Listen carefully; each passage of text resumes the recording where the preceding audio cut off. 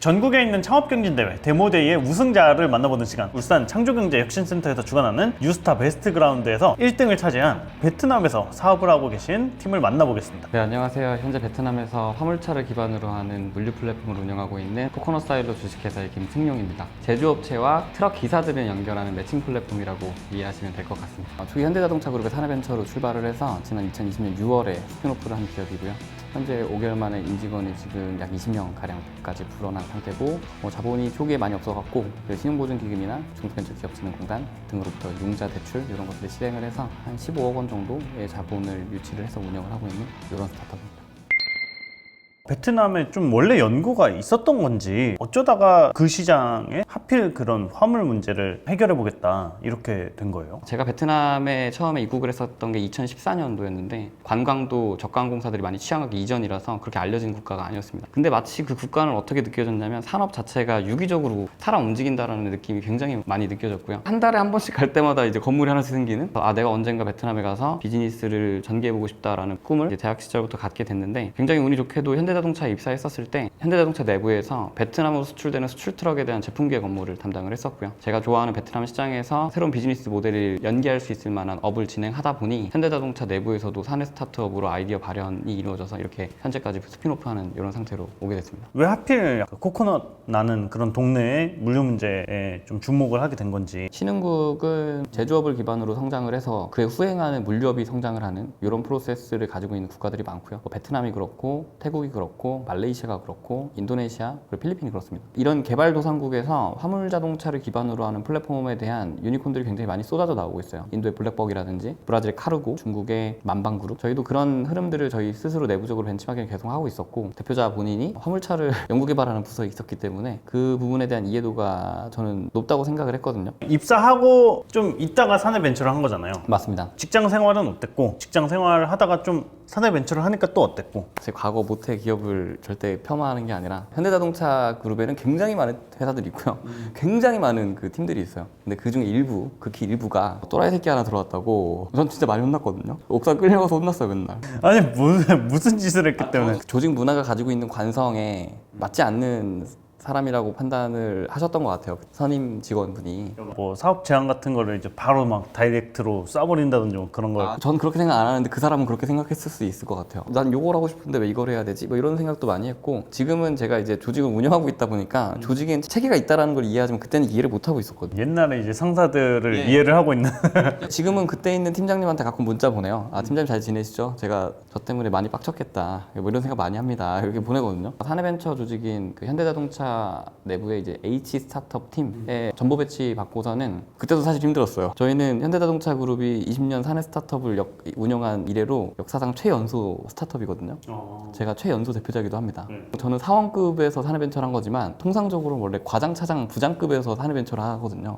누구한테 물어볼 수도 없고 역량이 너무 차이가 많이 나서 저희는 그 내부에 있었을 때 너무 많이 힘들었어요. 근데 그건 현대자동차가 아니라 저희 스스로의 능력 미달이었고요. 그래서 한 2년간 보육을 하면서 능력치를 따라잡으려고 엄청나게 부단히 많이 노력을 했고, 그 과정 속에서 굉장히 많이 고통스러웠습니다. 일반 스타트업으로 출발을 했었을 때랑 현대자동차 그룹의 사내 스타트업으로 출발을 했었을 때를 자웅질을 하라고 누군가 한다면 저희는 여전히 현대자동차 그룹이 저희한테 그런 기회를 줬던 것에 있어서는 굉장히 감사함을 많이 느끼고 있고요. 현 시점에서는 제가 가지고 있는 가장 큰 자부심이기도 합니다.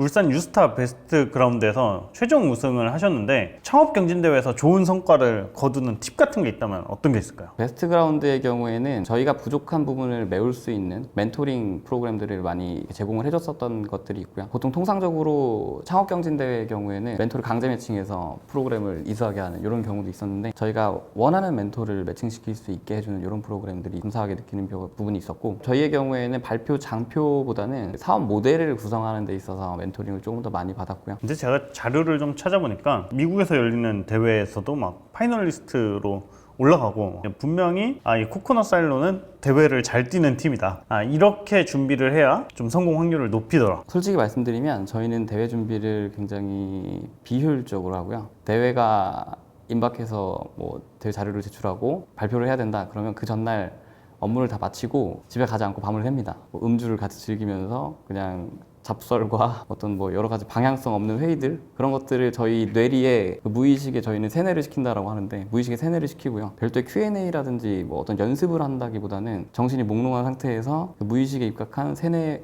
에 기반하는 이야기들 저희 그 심연에 있는 머릿속에 박혀있는 가슴속에 박혀있는 이야기들 뭐 이런 것들을 저희는 그냥 저희 마음대로 하고 오거든요. 그래서 그런 게 조금 자기적으로 어떤 연습을 한 듯이 발표를 한다거나 하는 방향성과는 좀 달라서 그런 것들을 좋아해 주시는 분들이 많더라고요. 아 이게 노하우라고 할 수 있으려나? 저희 뭐 학교 다닐 때 공부할 때 보면 공부하는 유형들이 여러 가지 있잖아요. 공부를 막 열심히 해갖고 이렇게 일주일 한 달 이렇게 준비하시는 분들도 있는가 하면 됐다 생각하고서 이제 한 2, 3일 하는 친구들이 잘하는 친구들도 있잖아요. 저희는 약간 그런 유형의 사람이고요. 다른 스타트업들이 이렇게 하면 어떻게 됐을까를 생각하면 채널에 그 많은 그 컴플레인이 오지 않을까. 대회를 통해 얻은 뭐 상금과 평판 같은 게 좀 도움이 되나요? 발표 같은 걸 하면 대회에 참여하신 목적이 뭐예요? 이렇게 물어보시는 경우가 많은데 돈 주니까 하는 경우는 많잖아요. 현대자동차 그룹의 그 내부에 있었던 조직이다 보니까 지금 창업 시장과 그 다음에 투자 시장이 어떻게 움직이고 있는지 체감이 잘 안 됐거든요. 근데 경진대회에 참여하고 다른 기업들과 커뮤니케이션 많이 하면서 아 시장이 이렇게 흘러가고 있구나를 체화하고 체득하는 게 도움이 많이 됐고요. 그렇게 우승이라든지 다른 어떤 여러 가지 행사들에 참여하게 되었을 때 뭐 벤처 캐피탈이라든지 혹은 저희와 제휴 혹은 협업을 하고 싶은 그런 기업들이 연락을 오는 경우가 많아서 그런 부분에 대해서는 저희도 동기부여가 많이 되는 그런 편입니다. 코코넛 사일로 이게 이름이 좀 특이한 것 같은데 코코넛은 이제 코코넛이고 그 사일로 하면은 회사 뭐 HR 뭐 이런 데 나오는 용어잖아요. 베트남을 비롯한 동남아시아 혹은 남아시아 권역이기 때문에 해당 국가들이 포진되어 있는 코코넛 라인을 저희는 타겟한다는 의미에서 시장을 의미하는 것이고요. 말씀하셨듯이 원래 사일로 이펙트가 굉장히 안 좋은 의미로 많이 쓰이는데 저희가 타겟하는 건 로켓을 쏘는 그 미사일 사일로, 로켓 사일로 이런 의미를 담아서 코코넛 사일로라고 장명을 하게 됐습니다. 코코넛 나는 동네 다 먹겠다 이런 뜻이잖아요. 맞습니다.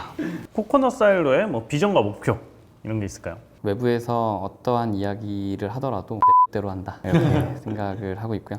외부에서 자본을 조달할 때나 그리고 다양한 네트워킹이나 협업 관계망을 만들 때 본인 일들이 아니니까 쉽게 쓴소리를 하시는 분들이 굉장히 많잖아요.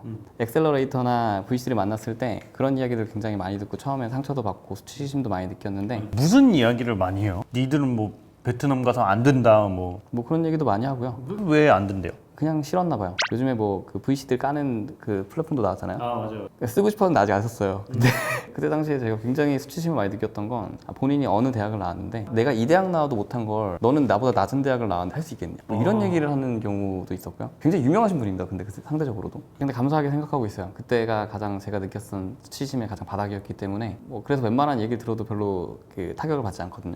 그런 외압이 있더라도 김승용이 이끄는 이 스타트업은 우리 대로 한다라는 생각으로 별로 외부의 이야기를 귀담아 듣지 않습니다. 제 꿈은 베트남을 비롯한 동남아시아 국가연합 10개국의 경제적 의미의 왕국을 세우는 일입니다. 2021년에는 저희가 이제 괄목할 수 있을 만한 이런 성장세를 만들어서 저희도 요 정도 매출을 냈어 이렇게 자랑할 수 있을 만한 이런 기업이 됐으면 합니다. 네, 목표치 100억 동 정도? 100억 동?